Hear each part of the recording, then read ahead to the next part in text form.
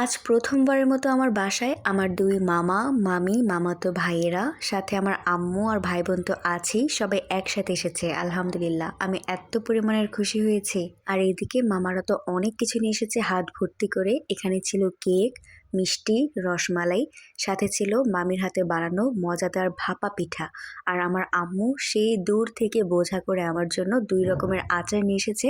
কারণ জানে আমি আচার অনেক বেশি পছন্দ করি। তবে আমি বুঝি না কেন মামাদের ভাগ্নিদের বাসায় আসতে গেলে হাত ভর্তি এত কিছু নিয়ে আসা লাগে। তারা যদি এমনিতেই আসে, গল্প করে, দোয়া দেয়, এটাই কিন্তু যথেষ্ট।